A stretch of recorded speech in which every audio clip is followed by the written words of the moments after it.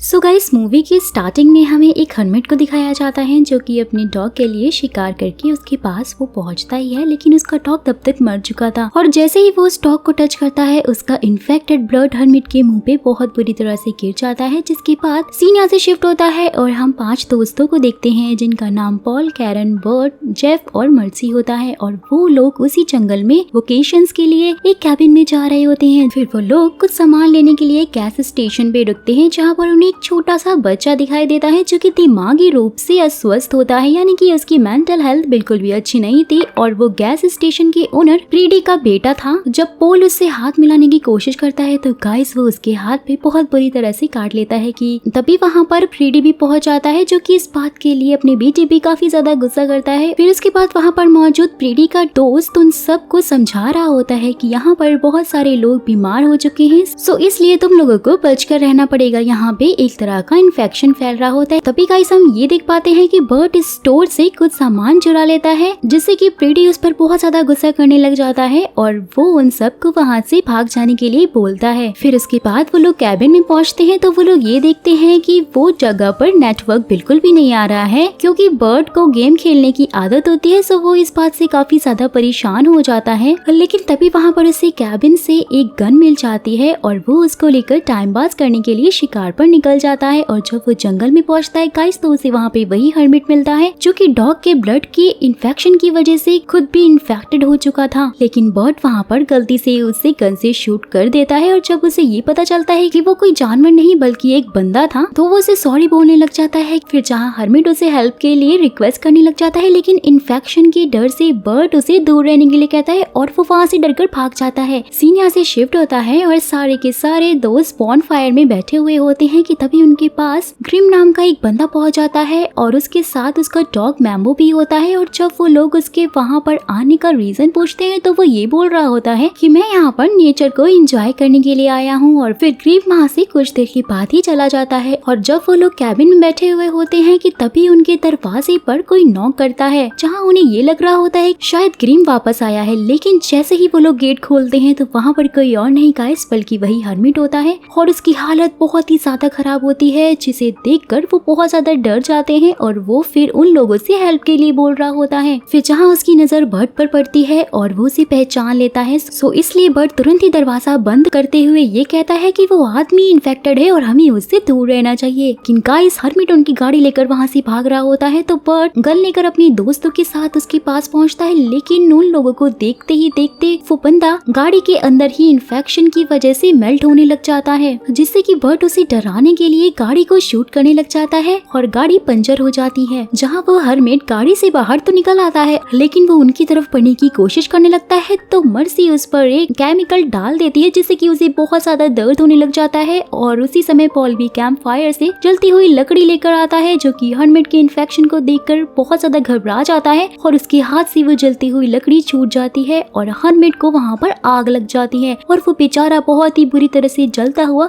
जंगलों की तरफ भाग जाता है। वो सारे के सारे लोग बहुत ज्यादा परेशान हो जाते हैं तो जेफ उन सब लोगों को समझा रहा होता है हमने जानबूझकर कुछ भी नहीं किया, जो भी हुआ वो जाने अनजाने में हुआ और इसमें हमारी कोई भी गलती नहीं है। फिर गाइस उसके बाद वो लोग ये प्लान करते हैं कि सुबह होते ही वो लोग गाड़ी को ठीक करके उसे साफ करके पुलिस को एक्सीडेंट के बारे में सब कुछ बता देंगे और यहाँ से वो लोग आराम से निकल जाएंगे। और फिर हम गाइस नेक्स्ट सीन में ये देख पाते हैं कैरन लास्ट नाइट की हुई चीजों से बहुत ज्यादा परेशान होती है और वो अपना सामान पैक कर वहाँ से निकलने की कोशिश कर रही होती है। तो जेफ उसे वहाँ पर समझाने के लिए जाता है, लेकिन वो उसकी बात बिल्कुल भी नहीं मानती और वो बहुत जोरों से रोने लग जाती है, जहाँ वो उसे ये कह रहा होता है कि हम लोग मिलकर सारी चीजों को ठीक कर लेंगे, तुम्हें डरने की बिल्कुल भी जरूरत नहीं है। वहीं दूसरी तरफ बर्ट और पॉल गाड़ी को ठीक करने के लिए मैकेनिक को ढूंढ ही रहे होते हैं तो उन्हें रास्ते में एक औरत मिलती है और वो उससे उस बारे में पूछने लग जाते हैं, जहाँ वो ये कहती है कि मैकेनिक के लिए तुम्हें टाउन जाना पड़ेगा क्योंकि यहाँ पर कोई भी मैकेनिक नहीं है। फिर वो उन्हें अपने साथ अपने घर ले जाने के लिए कहती है, जहाँ पर वो उन्हें गाड़ी से टाउन भेज देगी। फिर जैसे ही वो दोनों उसके घर जाते हैं तो उन्हें वहाँ पर एक फोटो मिलती है, जो कि गाइस किसी और की नहीं बल्कि हर्मिट की ही होती है, क्योंकि वो लेडी उस हर्मिट की कजन होती है, जिससे कि फिर वो दोनों बहुत ज्यादा डर जाते हैं और वो वहाँ से भाग जाते हैं। और वहीं दूसरी तरफ कैबिन में विंगस्टर नाम की एक लेडी पुलिस ऑफिसर आती है, जहाँ पॉल उससे हेल्प मांग रहा होता है तो वो उसकी हेल्प के लिए किसी को भेजने का वहाँ पर वादा करने लग जाती जाती है और वो फिर वहाँ से चली जाती है। फिर जेफ और बर्ड उस गाड़ी को साफ कर रहे होते हैं तो उन्हें ग्रीम का डॉग वहाँ पर दिखाई पड़ता है जो कि उन लोगों को बहुत ही खतरनाक तरीके से घूर रहा होता है। लेकिन इससे पहले कि वो उन पर अटैक कर पाता, मर्सी वहाँ पर पहुंचकर उसे गन से यहाँ वहाँ शूट करके उसे भगा देती है। वहीं दूसरी तरफ कैरन जो कि काफी ज्यादा वीक लग रही होती है, पॉल उसके पास जाता है तो वो उसे अपने पास आने से रोक रही होती है। वहीं बाहर जब बर्ड गाड़ी का टायर चेंज कर रहा होता है तो वहाँ मौजूद जेफ को फिर से ग्रीम का डॉग दिखाई पड़ता है जो कि बहुत ही बुरी तरह से उन पर भौंक रहा होता है। जेफ उसे गन से डराकर भगाने की कोशिश करता है लेकिन वो इस चीज में नाकामयाब रहता है कि तभी पॉल सभी लोगों को आवाज लगाता है और जब वो लोग वहाँ पर पहुंचते तो वो लोग देखते हैं कि कैरन भी अब इन्फेक्टेड हो चुकी है, जहाँ उसे बहुत ज्यादा पेन हो रहा होता है। लेकिन बर्ड कैरन को एक रूम के अंदर बंद कर देता है जिससे कि बाकी के सारे लोग इन्फेक्टेड ना हो। फिर वो लोग एक दूसरे को चेक करने लग जाते हैं कि उनमें से कोई इन्फेक्टेड है या फिर नहीं, और फिर वो लोग कैरन को एक रूम में शिफ्ट करते हैं जिससे कि बाकी के सारे लोग सेफ रहें। जहाँ गाइस इसी दौरान कैरन बहुत ज्यादा डरी हुई होती है कि ग्रीम का डॉग उस पर अटैक कर देगा, जहाँ वो लोगों से भरोसा दिलाते हुए सांत्वना दे रहे होते हैं कि हम डॉग पर अच्छे से नजर रखेंगे और तुम पर बिल्कुल भी अटैक हम उसे नहीं करने देंगे। पॉल बहुत ही ज्यादा डरा हुआ होता है तो इसलिए वो हेल्प लेने के लिए अकेले ही वहाँ से निकल जाता है और फिर जंगल से होते हुए वो एक वैनिटी वैन में पहुँचता है जहाँ पर उसे एक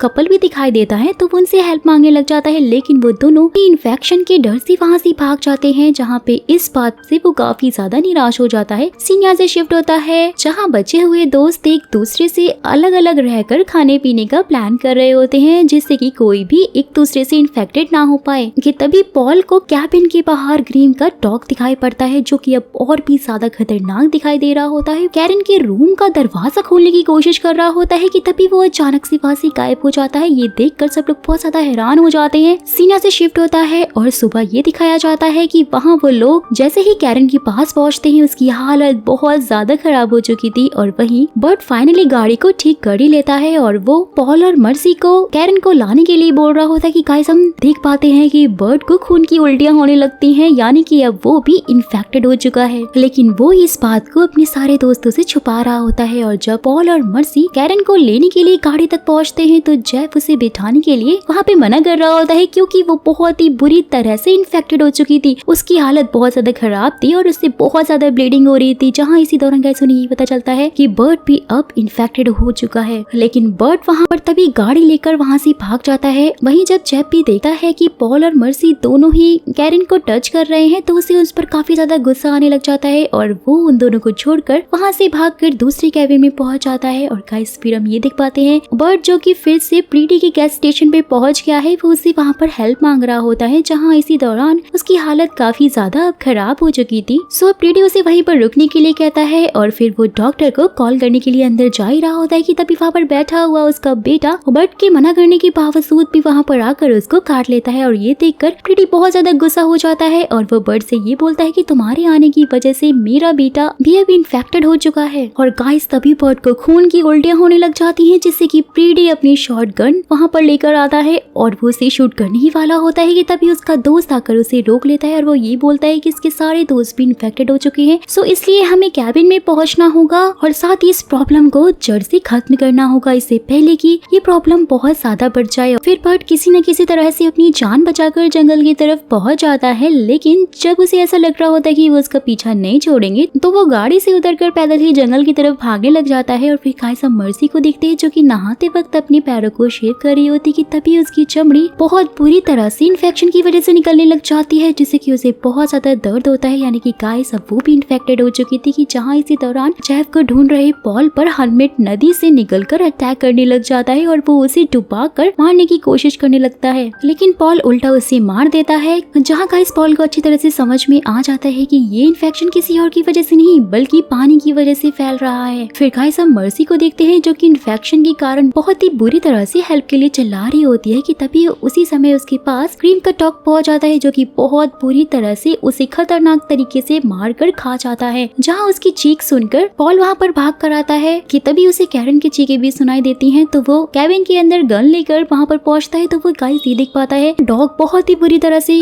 उसे भी नोच कर खाने की कोशिश कर रहा होता है। सो इसलिए वो गन से उसे शूट कर वहीं पे मार देता है। कैरन की हालत बहुत ज्यादा खराब हो चुकी थी और वो पॉल से खुद को मारने की रिक्वेस्ट कर रही होती है क्योंकि वो बहुत ही ज्यादा दर्द में होती है। लेकिन गन की गोलियां खत्म हो चुकी थी, जिस कारण पॉल बहुत ज्यादा दुखी हो जाता है और वो फाइनली फावड़े से कैरन के गले को काटने की कोशिश करता है, लेकिन वो उसमें नाकामयाब रहता है। फिर ना चाहते हुए भी पॉल को उसे मारना पड़ता है, सो इसलिए वो फ्यूल डालकर उसके ऊपर आग लगा देता है, जिससे कि वो बेचारी जिंदा ही वहीं पे जलकर मर जाती है। जहाँ इस दौरान पॉल को बहुत ज्यादा बुरा लग रहा होता है और वो रोने लग जाता है कि तभी वहाँ पर बर्ट पहुंच जाता है, जो कि उसे ये बताने की कोशिश कर रहा होता है कि प्रीडी अपने दोस्तों के साथ उसे वहाँ पर मारने के लिए आ रहा है। लेकिन उससे पहले कि वो कुछ बोल पाता, प्रीडी वहाँ पर पहुंच जाता है और वो बर्ट को गन से शूट कर वहीं पर मार देता है। ये सब कुछ देखकर पॉल बहुत ज्यादा गुस्सा हो जाता है। फिर जहाँ वो उसे गन से शूट करने की कोशिश भी करता है, लेकिन सेफ्टी ऑन होने की वजह से गोलियां नहीं चल रही होती है। तो इस बात पे प्रीडी का दोस्त पॉल का मजाक उड़ाने लग जाता है कि उसे सेफ्टी के बारे में कुछ पता ही नहीं है। तो पॉल उसे हटाकर फटाफट से उन सबको शूट कर वहीं पे मार देता है और फिर वो जंगल से होता हुआ प्रीडी की गाड़ी तक पहुंचता है और वो उसे लेकर वहां से निकलने की कोशिश करता है। जहाँ इसी दौरान वो अपने हाथ में प्रीडी के बेटे के काटे हुए निशान को चेक करता है, तो गाइस उसे पता चलता है कि शायद वो भी इन्फेक्टेड होने वाला है। वो बहुत ज्यादा घबरा जाता है और उसकी गाड़ी का वहीं पर एक्सीडेंट हो जाता है, लेकिन पॉल वहाँ पर बच जाता है। वो निकलकर वहाँ पे भागता हुआ एक फायर कैंप के पास पहुँचता है, जहाँ पर उसे वही ऑफिसर विंगस्टर के साथ में कुछ और लोग भी मिलते हैं। तो पॉल उस ऑफिसर विंगस्टन से हेल्प के बारे में पूछने लग जाता है।